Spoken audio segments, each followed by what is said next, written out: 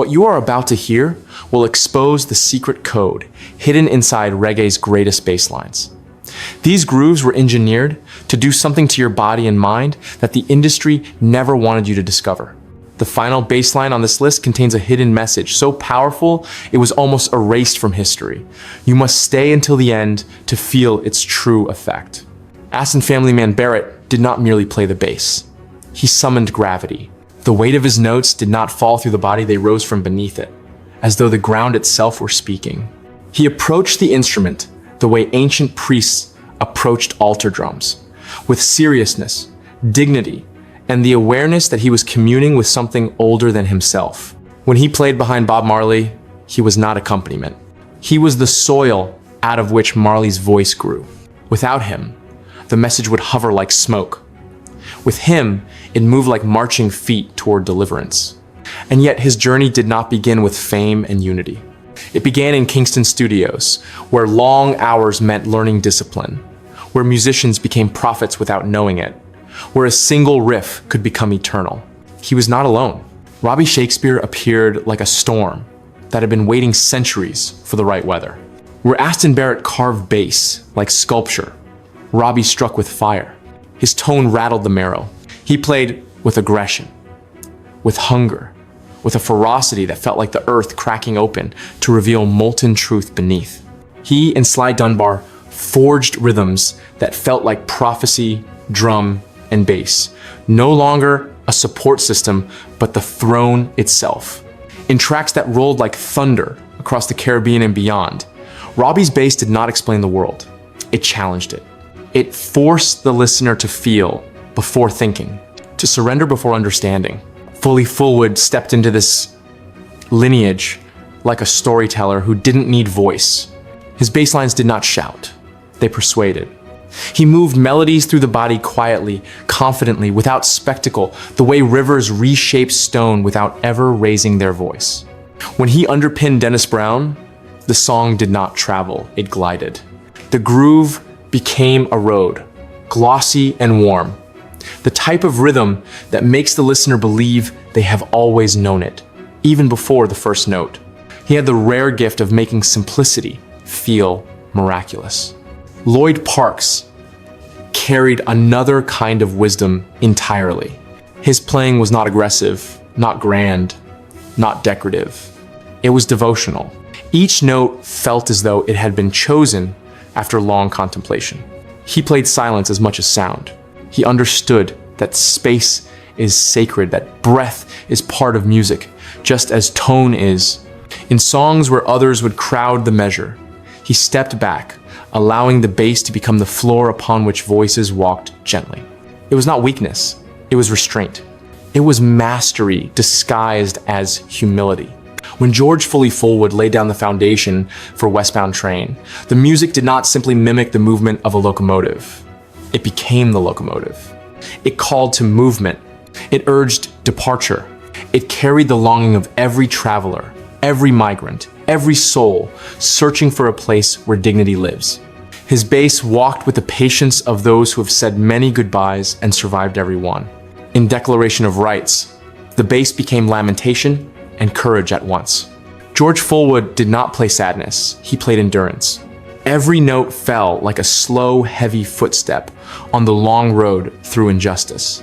The harmony of the Abyssinians rose upward like prayer, but the bass remained on the earth, anchoring the message, reminding the listener that liberation is not achieved in the clouds, it is wrestled into being in dust and labor.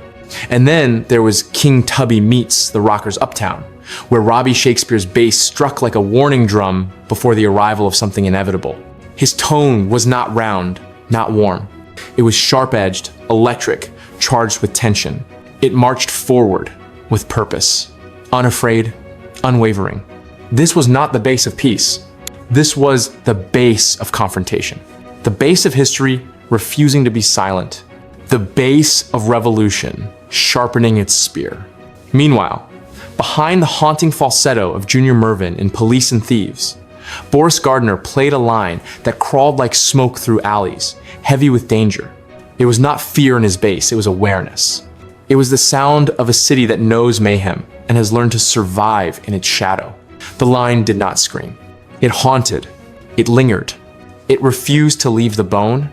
In Marcus Garvey, Richard Dirty Harry Hall laid down a bass line that marched like ancestors walking forward through time to call witness.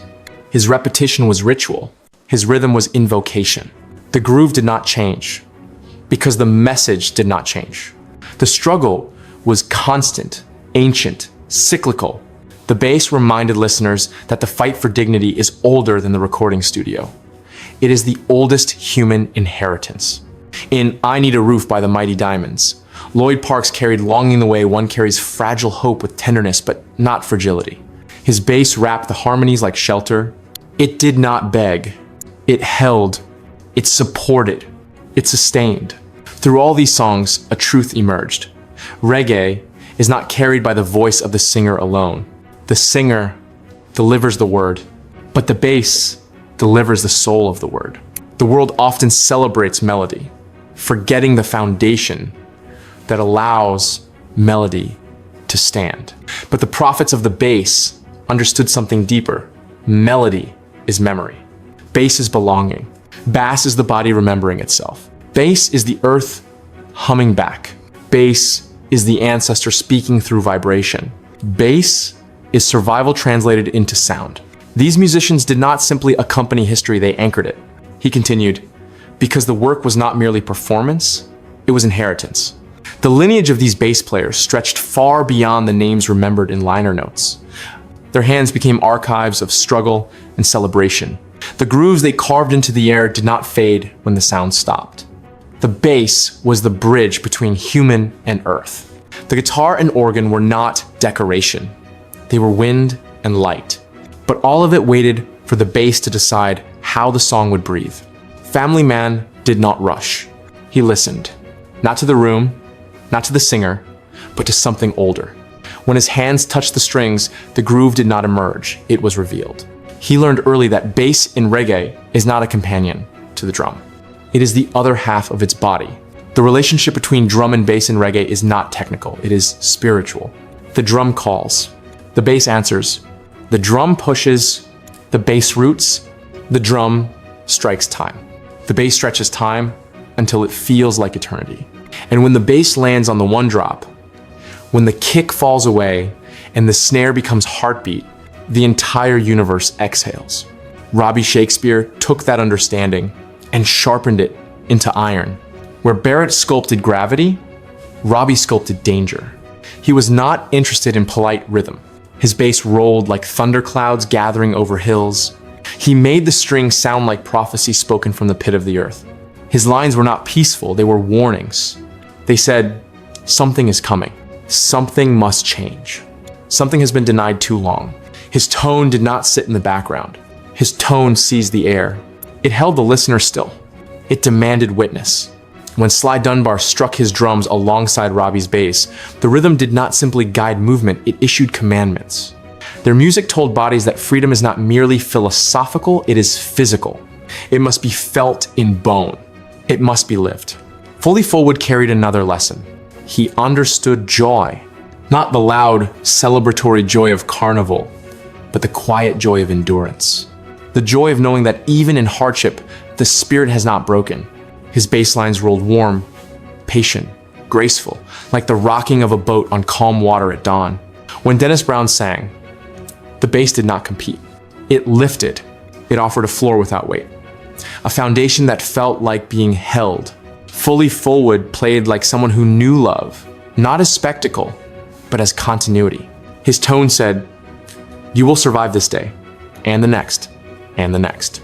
Lloyd Parks played like someone who had seen storms and understood that not every storm requires noise.